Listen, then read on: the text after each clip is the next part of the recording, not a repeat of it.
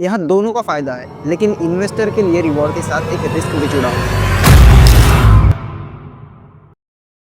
What is up lovely people, welcome back to my YouTube channel. और आज हम बात करने वाले हैं the world of stock market. अगर आप बिगिनर हो या फिर अपने बेसिक्स को ब्रश अप करना चाहते हो तो ये वीडियो बिल्कुल आपके लिए है। तो सबसे पहले देखते हैं व्हाट इज स्टॉक मार्केट।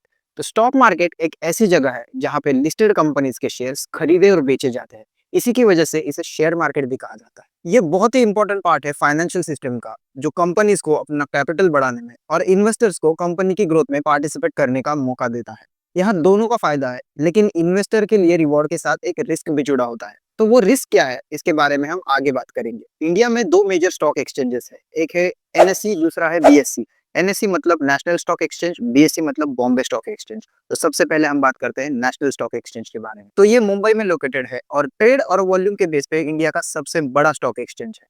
तो बात करते हैं अगर बीएससी की, तो ये भी मुंबई में लोकेटेड है और ये एशिया का one of the oldest stock exchange है। आप अगर स्टॉक मार्केट के बारे में जरा भी जानकारी रखते हो तो आपने निफ्टी 50, बैंक निफ्टी और सेंसेक्स, इनका नाम जरूर सुना होगा। तो इन्हें इंडेक्स कहा जाता है। आमतौर पर निफ्टी 50 और सेंसेक्स को मेन इंडेक्स माना जाता है, जो रिस्पेक्टिवली एनएससी और बीएससी को रिप्रेजेंट करते हैं। इंडेक्स एक परफॉर्मेंस इंडिकेटर होता है जो मार्केट के सर्टेन पार्ट के या फिर पूरे मार्केट के परफॉर्मेंस को इंडिकेट करता है। आसान भाषा में हम कह सकते हैं कि ये मार्केट की कंडीशन दिखाता है। निफ्टी 50 में 50 कंपनीज इंक्लूड होती है उसके एलिजिबल क्राइटेरिया के हिसाब से। ये कोई फिक्स 50 कंपनीज नहीं होती। टाइम टू टाइम हमें इस लिस्ट की 50 कंपनीज में बदलाव देखने मिलते हैं। सेम गोज विद बीएससी, लेकिन यहाँ पे सिर्फ 30 कंपनीज इंक्लूड होती है और इसके इंडेक्स को सेंसेक्स कहा जाता है। अब हम मुद्दे की बात करते हैं। एज ए इन्वेस्टर हम किस चीज में इन्वेस्ट करते हैं? तो हम जिन चीजों में इन्वेस्ट करते हैं उन्हें सिक्योरिटीज कहा जाता है। ये वाला सिक्योरिटी नहीं। Stock market deals with various type of securities, just like stocks, bonds या फिर म्यूचुअल फंड्स एक्सेट्रा। तो सबसे पहले हम बात करते हैं स्टॉक्स के बारे में।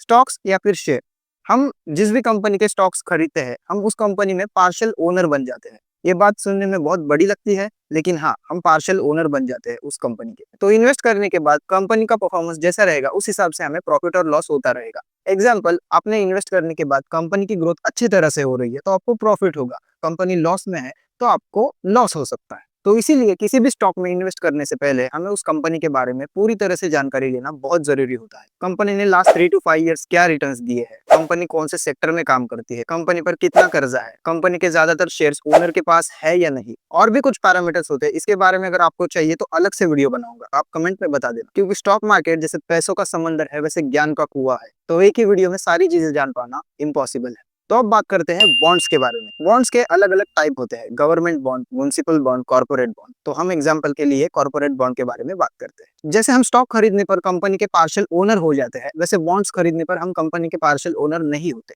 क्योंकि जब भी हम किसी कंपनी से बॉन्ड्स खरीदते हैं तो हम अपना जो पैसा उसमें इन्वेस्ट करते हैं वो हम कंपनी को एज ए लोन प्रोवाइड करते हैं। जी हाँ, कंपनी बैंक से लोन लेने की बजाय इन्वेस्टर से लोन लेती है और उस पर जो भी परसेंट से आपको इंटरेस्ट कमिट किया गया है वो इंटरेस्ट आपको एनुअली या फिर सेमी एनुअली आपके अकाउंट में आता रहेगा। और जितने समय के लिए ये लोन लिया गया है वो पूरा होने के बाद हमें अपना कैपिटल फिर से मिल जाएगा। ये one of the safest investment plan है जो लो रिस्क और लो प्रॉफिट के प्रिंसिपल पे चलता है। आई होप कि आपको ये क्लियर हो गया होगा। तो आगे बढ़ते हैं और बात करते हैं हमारे तीसरी सिक्योरिटी के बारे में, mutual fund. Mutual fund is subject to market risk, read all the scheme related documents carefully. ये तो आपने कई बार सुना होगा, लेकिन कभी आपने ये सोचा है कि इसमें कौन से रिस्क की बात की जाती है? तो आइए हम इसके बारे में बात करते हैं। जब भी हम म्यूचुअल फंड में अपना पैसा इन्वेस्ट करते हैं तो हम उस म्यूचुअल फंड के पोर्टफोलियो में अपना पैसा इन्वेस्ट करते हैं। जी हाँ, हर म्यूचुअल फंड का एक पोर्टफोलियो होता है और उसके लिए फंड मैनेजर्स भी असाइन किए गए होते हैं। हर म्यूचुअल फंड के लिए अलग अलग फंड मैनेजर होते हैं और वो फंड मैनेजर डिसाइड करते हैं कि आपका पैसा कहाँ पे इन्वेस्ट करना है। तो ये जो हमारा पैसा म्यूचुअल फंड में इन्वेस्ट किया गया है उसका पोर्टफोलियो अगर अच्छा परफॉर्मेंस करता है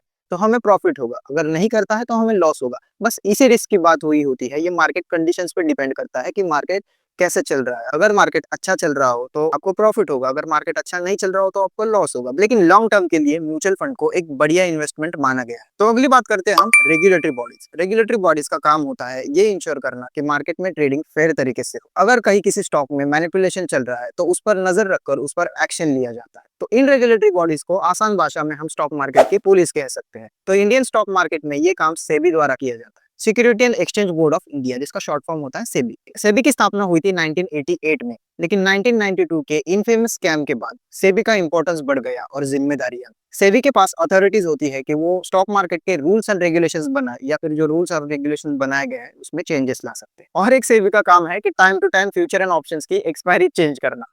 sorry sorry sorry sorry sorry. तो 100 बातों की एक बात, सेबी का यही काम है कि मार्केट लीगल तरीके से चल रहा है या नहीं ये देखना, और अगर नहीं चल रहा है तो उस पर एक्शन लेना। तो अब देखते हैं कि एज अ बिगिनर हम इन्वेस्टमेंट कैसे शुरू करें। उसके लिए सबसे पहले आपको एक डीमेट अकाउंट की जरूरत पड़ेगी जो आसानी से खुल जाता है। अगर फेसबुक और इंस्टाग्राम पे आपको अकाउंट बनाना आ गया हो तो आपका डीमेट अकाउंट भी बन जाएगा। लिंक मेरे डिस्क्रिप्शन में या फिर इंस्टाग्राम के बायो में आपको मिल जाएगी। तो डीमेट अकाउंट खोलने के बाद आपको थोड़ी रिसर्च करनी पड़ेगी, कंपनीज के बारे में, स्टॉक्स के बारे में, इंडस्ट्रीज के बारे में एनालिसिस करना पड़ेगा। और अगर आपको ये सब नहीं आता है तो आपको पहले ये सब सीखना पड़ेगा। ये सारी चीजें सीखने के लिए आपको YouTube पे बहुत से फ्री वीडियोस मिल जाएंगे जहाँ पे आप सीख सकते हो कि स्टॉक कैसे चूज करें, एनालिसिस कैसे करें, फंडामेंटल एनालिसिस क्या होता है, टेक्निकल एनालिसिस क्या होता है। ये सारी चीजें आप बहुत आराम से सीख सकते हो। और जब तक आप ये सब सीख नहीं लेते बिल्कुल इन्वेस्ट मत करना, क्योंकि एक आम आदमी बहुत मेहनत से पैसे कमाता है और वो मेहनत के पैसे हम जिस भी चीज में इन्वेस्ट करते हैं उसके बारे में जानकारी लेना बहुत जरूरी होता है। वो कहते हैं ना, लर्न बिफोर यू अर्न। या तो विन है या तो लर्न है। तो इसी नोट पे ये वीडियो यही एंड कर देते हैं। I hope you found this video very informative and if you did then like share subscribe करना मत भूलना। ऐसे ही वीडियो चैनल पे आते रहेंगे। So I am Abhijeet signing off until the next video. तब तक के लिए बाय बाय।